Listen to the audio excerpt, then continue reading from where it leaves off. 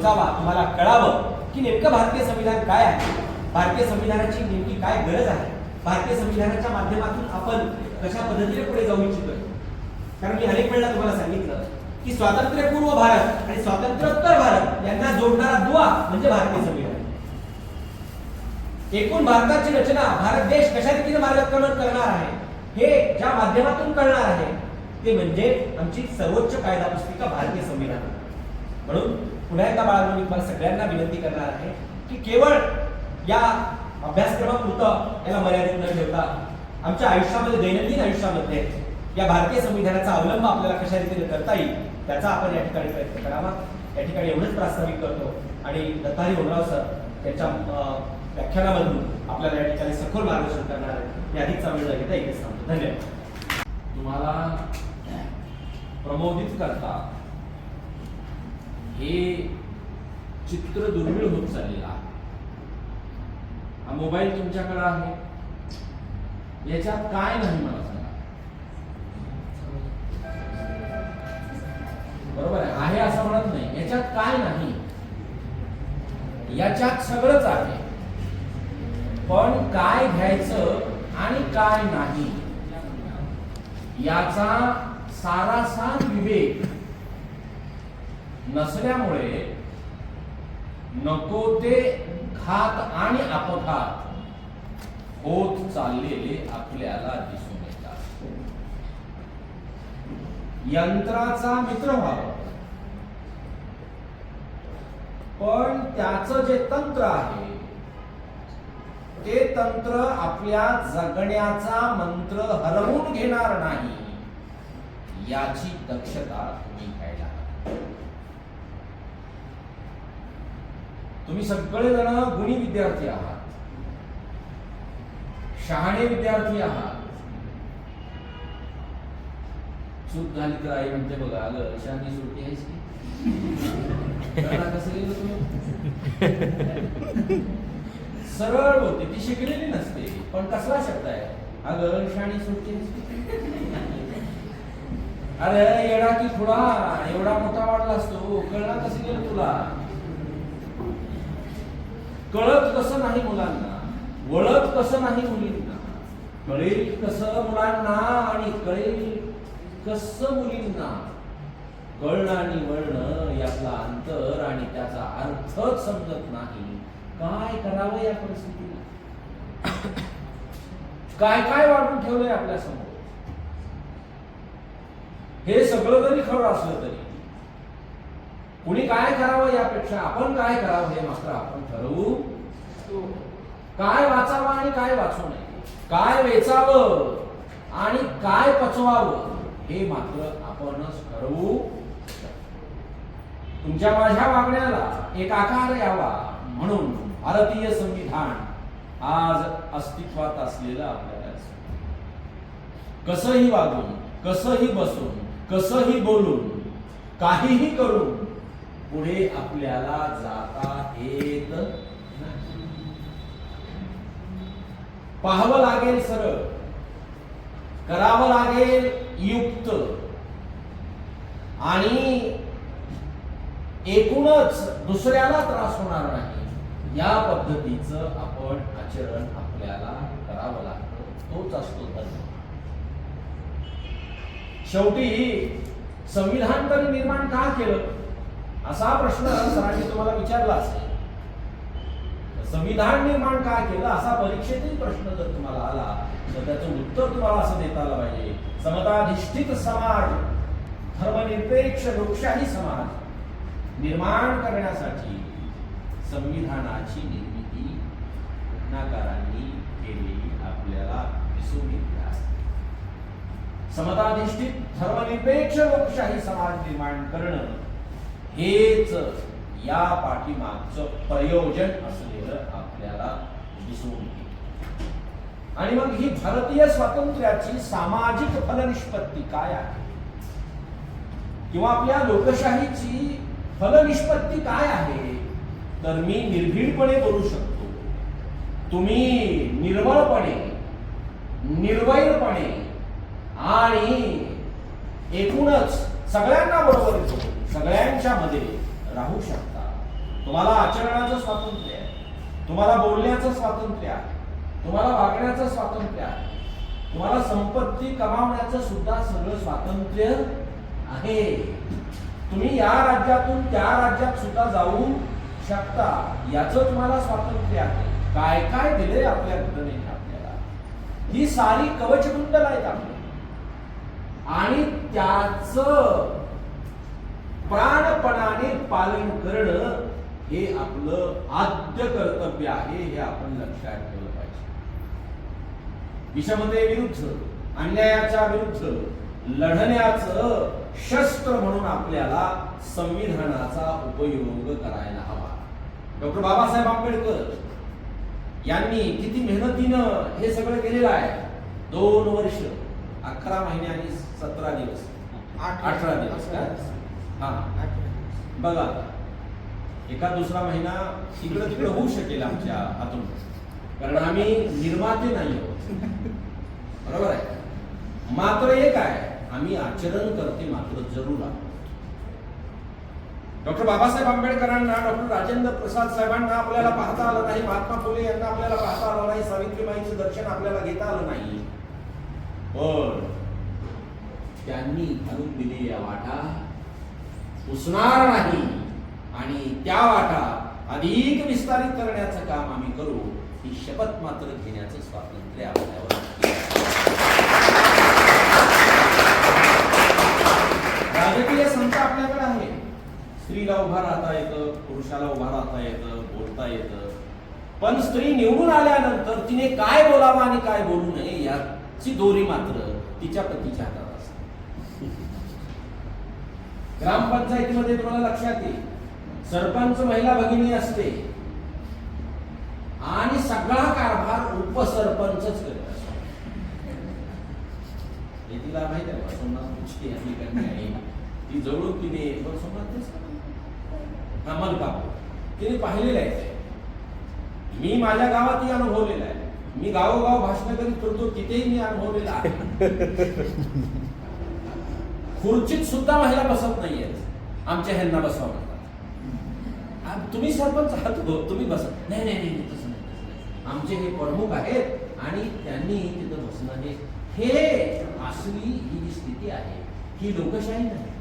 शेवटी लोकशाहीची व्याख्या काय, की लोकांनी लोकांच्यासाठी, हे तर आहेच आहे, फक्त शाही लावण्यापुरती नाही, किंवा शाही लोकांचीच ही लोकशाही नाही, बरोबर आहे. ही लोकशाही गरिबाची, ही लोकशाही श्रीमंताची, ही लोकशाही मजुराची, ही लोकशाही आहेरेची आणि नाहीरेची सुद्धा.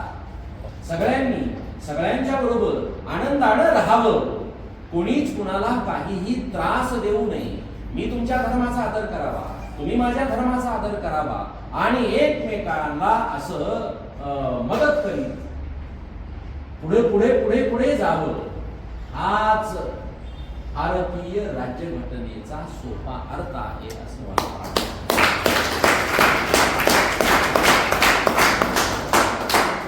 तुम्हाला घटना समितीचे अध्यक्ष सरांनी सांगितलं असेल कोण आहे ते, मसुदा समितीच्या कोण प्रमुख होते तेही तुम्हाला सांगितलं असेलच.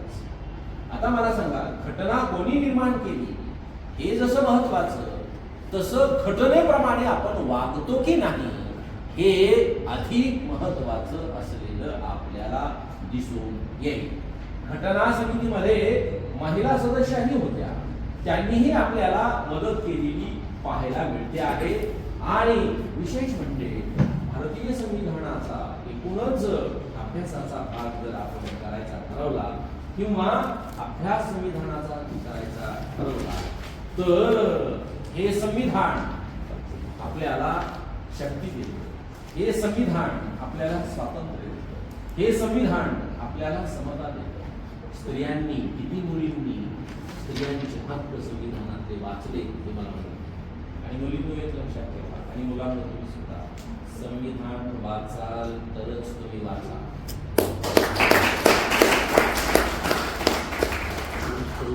मुलींना संविधान जर तुम्ही वाचणार नाही तर तुम्ही वाचू शकत नाही. आणि नुसत्या मोबाईल डेड बॉडीला काही अर्थ नसतो. म्हणून संविधानाचं वाचन तुम्ही केलं पाहिजे. मी कुठे कार्यक्रमाला गेलो तर असंच विचारतो प्रश्न, का तुम्ही वाचलंय का? तर काहीच नाही माहित नाही असं म्हणतो. संविधान न वाचता तुम्ही जर संसार करायला लागला तर तुमचा संसार सुखाचा होऊ शकत नाही. संसार म्हणजे काय फक्त पती आणि पत्नी हा संसार असतो असं नाही, एकूणच संसार. आता माझा सुद्धा संसार जो सुरू आहे सध्या संविधानावरच आहे. कुणी विधान केलं तर मी त्यांना संविधान दाखवतो. नुसतं विधान करू नकोस, संविधान वाच. विधानाला अर्थ नसतो, संविधानाला अर्थ असतो. संविधानाने माणूस पूर्ण होतो, पूर्णत्वाला जातो. आणि नुसतं विधान केलं ना तर त्या विधानाला विधीपुरताच अर्थ असतो. आणि म्हणून विधान करण्यापेक्षा, विधानवादी असण्यापेक्षा संविधानवादी असणं अत्यंत गरजेचं असलेलं आपल्याला दिसून येईल. आणि म्हणून तुमची माझी प्रतिष्ठा ही सगळी जर वाढवायची असेल, या देशाची प्रतिष्ठा जर वाढवायची असेल, लोकशाही टिकवून ठेवायची असेल, तर आपण फक्त मतदानाला जाणं आणि येणं नाही, मतदान करीत असताना सुद्धा आपला विवेक जागृत ठेवला पाहिजे. तर लोकशाही आपल्याला जिवंत ठेवता येऊ शकते. जर आपण देणं आणि घेणं एवढाच विषय मतदानाच्या दिवशी केला तर लोकशाहीला दिवसाढवळ्या आपण तुरुंगात टाकत आहोत, संपवित आहोत असा त्याचा अर्थ नक्कीच होऊ शकतो. मतदानाला का आलं नाही असं विचारल्यानंतर इकडे मदतच आली नाही म्हणून आम्ही मतदानाला आलो नाही असा जर प्रकार भारतीय लोकशाहीमध्ये होत असेल, चांगली माणसं निवडून येणार नाही. उद्याचा भारत जर तुम्हाला चांगला पाहायचा असेल तर चांगली माणसं निवडून गेली पाहिजे, शीलवंत माणसं पुढे आली पाहिजे, सहनशील माणसं पुढे आली पाहिजे. नुसतीच फडक बोलणारी, कडक कपडे घालणारी माणसं पुढे येऊन उपयोगाचं नाही. नीट करणारी माणसं, वीज आणणारी माणसं नको, नीट करणारी माणसं आपल्याला पुढे घेऊन जाता आले पाहिजे. आज नोकऱ्या नाहीत तुम्हाला, तुमच्या भविष्याची चिंता कोणाला आहे का? तुमचं मनगट शक्ती आहे, युक्ती आहे, सगळंच आहे, पण या युक्तीचाही आज फायदा होत नाही, शक्तीचाही आज फायदा होत नाही. नको तिकडे आमची शक्ती वाया चाललेली आपल्याला दिसून येत आहे. शिकल्यानंतर नोकरी करायची इच्छा तुमची होते, पण नोकरीच लागत नाही. पुन्हा मग काहीतरी द्या असं म्हणतात, त्याच्यानंतर मग नोकरी ती टिकेल की नाही हेही काही खरं नाही. असा हा सगळा प्रकार असलेला आपल्याला दिसून येईल. आणि म्हणून न्याय, स्वातंत्र्य, समता, बंधुता या सगळ्या गोष्टी तुम्हाला, ही आचारसंहिता आहे आपली, ही नुसतीच विचारसंहिता नाही, ही आचारसंहिता आहे. आणि या आचारसंहितेचं पालन करणं हे आपलं आद्य कर्तव्य आहे.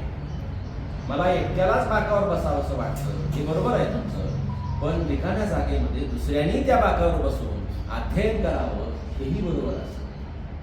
माझंच बरोबर आहे ही घटना नाही, हे संविधान नाही, तुझंही बरोबर आहे असं म्हणणं याला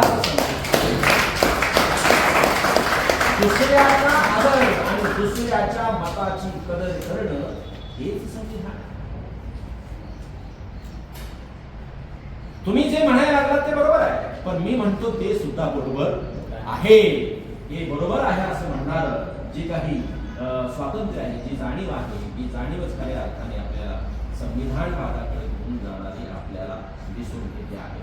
आणि म्हणून तुम्ही उद्देशिकेचं वाचन केलं पाहिजे. प्रेमबल ज्याला आपण असं म्हणतो, काय आहे त्या उद्देशिकेमध्ये हेही आपण वाचन केलं पाहिजे. सांगायचं तात्पर्य एकच आहे की ही उद्देशिका आपल्याला आपल्या एकूणच राजकीय, आर्थिक, सामाजिक आणि एकूणच सुरक्षेची हमी देणारी, क्षमतेची हमी देणारी आणि आपल्याला बलशाली बनविणारी अशी ही घटना असलेली आपल्याला दिसून येईल.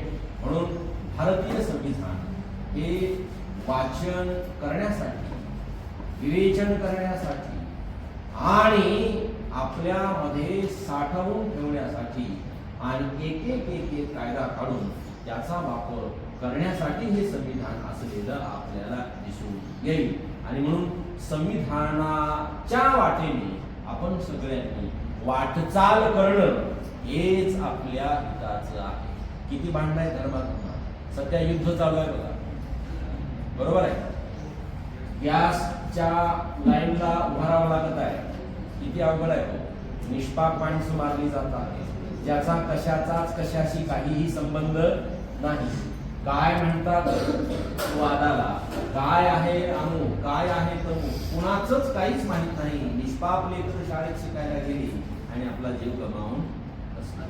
कुणाच्या तरी मोठेपणाच्या वादासाठी, कुणाच्या तरी भांडवलदाराच्या सत्तेसाठी आणि दोन सावकारांनी एकत्र यावं आणि तिसऱ्या राष्ट्रावर आक्रमण करावं आणि ती भूमी आपल्याच ताब्यात यावी. कसला हा सगळा प्रकार चाललाय मला लक्षात ठेवा, सांगा बरं. आणि या सगळ्यांमध्ये होरपळतोय तो सामान्य माणूस, बरोबर आहे. जगाला युद्धाची नाही शांततेची गरज असलेली आपल्याला तुम्ही जगा, आम्हालाही सन्मानानं जगू द्या, जगा आणि जगू द्या. हा संदेश आपल्याला भारतीय संविधानातून पुढं आलेला दिसून येतो आहे. हे युद्ध लवकर संपावं असं परमेश्वरचरणी आपण प्रार्थना करूया. पेट्रोल मिळत नाही, गॅस मिळत नाही, चूल पेटत नाही, सरपण आता जवळजवळ संपलेला आहे लक्षात घ्या. आणि जर गॅस संपला, जर पेट्रोल संपलं, मी येऊच देणार आहे असं म्हणालो तर भडका उडेल आणि पोट कोणाचं भरतच नाही लक्षात ठेवा. परमेश्वराकडे मला अशी गोष्ट सांगायची. ती गोष्ट अशी होती, थोडं सांगतो आणि मी थांबतो, की माणूस दुसरं पोट मागायला परमेश्वराकडे गेला होता. एक पोट तर मिळालं, पण दुसरं पोट देवा मला दिलं. देवाने उत्तर दिलं, अरे राजा, एक तरी नीट भर, एक तरी भर, मग नीट भरल्यानंतर दुसऱ्या पोटाचा विचार करता येईल. आता साठवण्यावर भरायचे असते. सगळी डाळ माझ्याच भाकरीवर पाहिजे, सगळी संपत्ती माझ्याकडे झाली पाहिजे, सगळ्या राष्ट्रांनी माझंच ऐकलं पाहिजे आणि माझ्याच हातात त्यांच्या नाड्या पाहिजे. हा कसला दैव दुर्मिळ असायचा. आणि म्हणून असं हे सगळं ज्ञानदेवांनी सांगितलं, ही विश्वची माझी दुरितांची ती पासून हे विश्व माझं घर आहे, हे माझं, हे तुझं. ही रेषा काही कामाची नसते. आपल्या हृदयाची लालच सदैव सताड उघडी असली पाहिजे. रंग कोणता असावा हे आपल्या हातात नाही, कोणत्या घरात जन्मावं हेही आपल्या हातात नाही, कुठे जन्मावं हेही आपल्या हातात नाही. पण जन्मल्यानंतर चांगलं वागणं आणि चांगलं बोलणं हे आपल्या आपल्या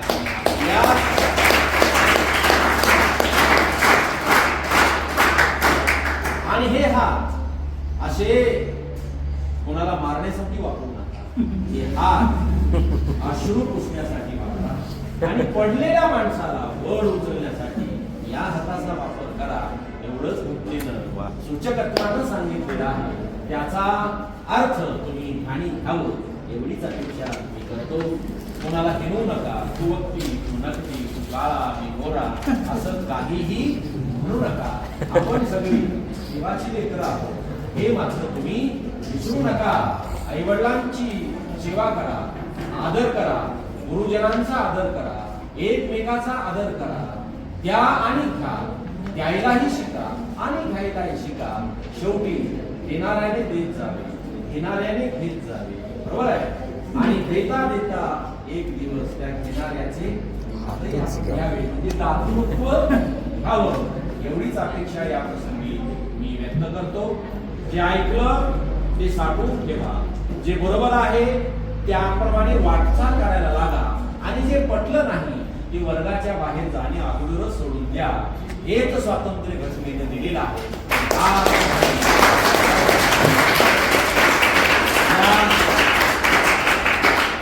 सर्व भावसुमनांना तुमच्या चरणावर ठेवतो आणि माझ्या वाणीला विराम देतो. धन्यवाद.